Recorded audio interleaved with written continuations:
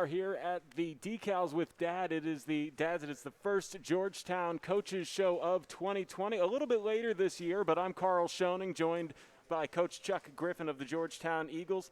And Coach, I will say, this might be the first time I'm happy I'm wearing a mask. It smells like you guys have been working hard in here. We have, and it's a locker room, so it can get a little ripe. So before we go into, actual football X's and O's and conversations, sure. This is something that Coach Dean started up here, and you continued on. Could you kind of touch on what tonight is? Yeah, absolutely. It's just an opportunity for dads to come up and take a little time at their son's locker. If they want to pray for him, if they want to, just do some special things for him, they can. They're going to decal his helmet. That way the players know there's a lot of care and concern taking care of that helmet. And then we give an opportunity to write them a letter. So something that the kid can keep in his locker throughout the season, or and just to help build that relationship between a father and son. And I know that there's also a continuation if there's somebody who is maybe without a father figure. Sure, absolutely, yeah. Our coaches jump in there and handle some of that. We have some dads that do multiple players. Sometimes we have some youth ministers and other folks that come in here and do that as well. So it's really open to to anybody that's a father figure in their life to come in and do this. And for you, this is a good opportunity to maybe actually get a chance to sit down and talk with some of these people that you probably don't have the time to in a normal. Yeah, sure, absolutely, yep. Yeah. Well, obviously, as I mentioned, a little bit later on in this year than usual. So the good news is Week 1 will be pretty cool, considering all things considered. It is definitely different. It's much cooler than normal first game scenario for sure. Not to spend too much time on that, but what is maybe the benefits of having a later start of the season where it's a little bit cooler? Because I think that a lot of people. Injuries happen because of dehydration in the heat early in the Texas season. Sure, I think that's always something you got to be careful of, and being this late, we kind of have surpassed that a little bit. Although I do believe we're going to have some 90s next week, but I think that is part of it. I think that the deal for us, we've been later, but they've been allowing us to work out. So we really feel like we had kind of a month of spring footballs before we started. So we feel like we're pretty sharp and doing some. Maybe we're a little past the first game, in typical years.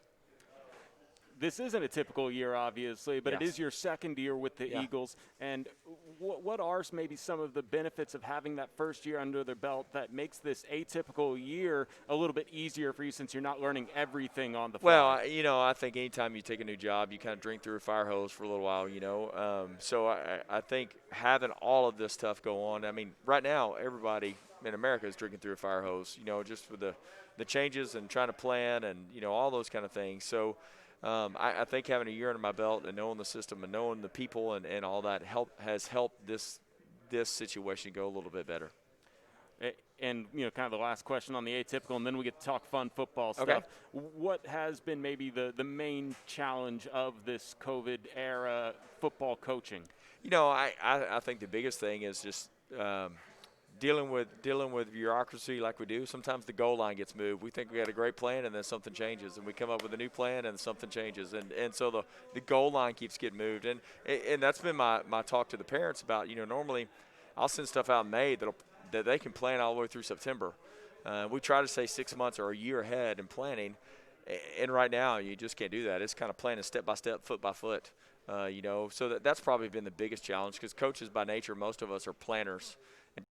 You have a hard time planning anything right now because it's changing as rapidly as it is. You just got to be planning step by step and foot by foot. Exactly, and I think that's all any of us can really do at this point. That's all we can do right now. Yes, sir. Because things can change in a matter of a day, it seems like. Yep, absolutely. But luckily, it's not like all of the unknown that we had back in spring when things had to get canceled. Absolutely. Hey, we're playing football, so that's the great thing. Exactly. So let's talk football. Yeah. What's got you excited about the Eagles this year? I think probably the coolest thing is we've got 54 seniors, and we haven't had that since we opened Eastview High School and split the two high schools. I think that's really, really awesome. It's a tribute to Coach Dean, just keeping those kids here and then them staying through. That's a tribute to our coaching staff, being able to keep those kids out. So that's really awesome. There's a lot of senior leadership, and you can really see the maturity in the way that they've handled really this whole COVID thing. When we we stopped on March 13th and we picked back up on June 8th, we really were worried about where our kids would be, what kind of shape they would be in, and they came back in shape. You know, they followed our daily workouts. They were watching the daily film. They knew what we were doing, our daily lessons we were putting out from a football standpoint, and they stayed on top of that. So it was really good to see that, and that's a sign of maturity. You know, there's still some challenges that we've got to face in the way that we're doing school now, and some kids are home and some kids are here and all those kind of things. But, you know, they've handled all the typical stuff. The rainy weather this week, man, handle that like a champ, you know, and those are the kind of things that a senior-laden team that should, and we're getting to see that right now. You talk about all those returning letter winners. That's probably the best case scenario for this season as well, because you never know when somebody's just going to go down for 2 weeks. Sure. What's got you excited on the offensive side of the ball? Because Darson Herman comes into his junior year, and that's going to be the talk. But obviously the quarterback always gets the talk. Sure. But what really has you excited? Because you got a lot of weapons on that side of the ball. Yeah, we do. We've got all our skill kids back. Every one of them played last year, so they're all back. So that just helps Darson out. Still being a young quarterback with 7 starts in his career, he's still a relatively young quarterback. So having those starters and those senior guys, a couple of guys have played 3 years on the varsity, so having those guys out there just helps him, and having that depth at our skill positions helps. And the offensive line is obviously always a major factor, and you have some good offensive linemen this year. We do. We've got 2 guys that are coming back that had a lot of playing time last year. 2 all-district players, a Baylor commit, and then we got a couple of guys who had some playing time throughout the year, a little bit here, a little bit there. So we're excited about that, just that we've got some guys that can go out there and play and be ready to make some plays. Now, we got some fun craftsmanship going on, as you guys can see behind us. We have the wireless transmitter going on. What do you say we go ahead and take the camera around and show the people at home what's going on here? Absolutely. All right, thanks for the interview, and we'll go ahead and we'll just be 1 second as I get the camera, and I'll kind of run camera operator and let y'all see what's going on. All right, sounds good. So, that was Coach Griffin. I'm Karl Schoening. You might not recognize us because of the masks, but, yeah, keep it tuned in here, and we'll have a fun rest of the evening. All right. Thanks, Karl. Thank you.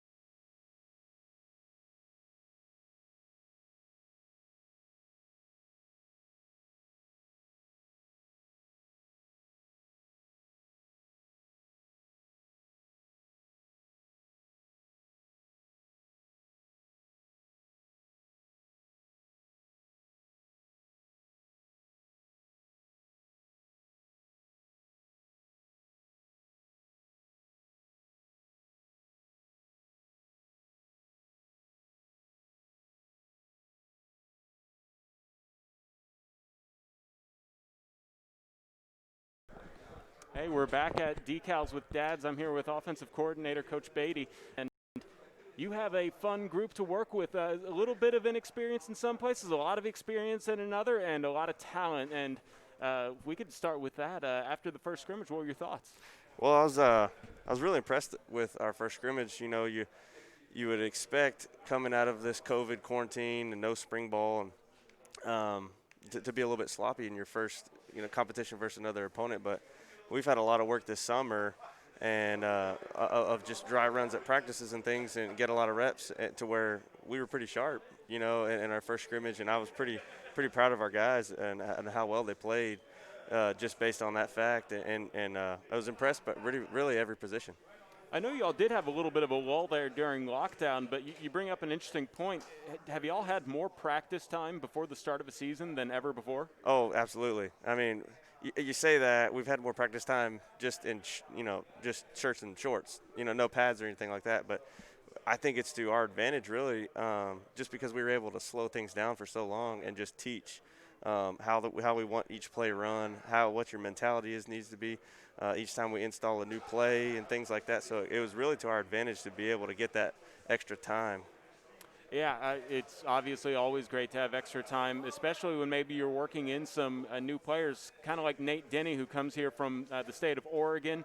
Unfortunately, in Oregon, they just went ahead and canceled the entire fall, not to be made up. But their losses, Georgetown's gain, because he seems to be quite a good running back that will be fitting in pretty well. Yes, and he does fit in very well, and we have 3 really good running backs with the addition of him.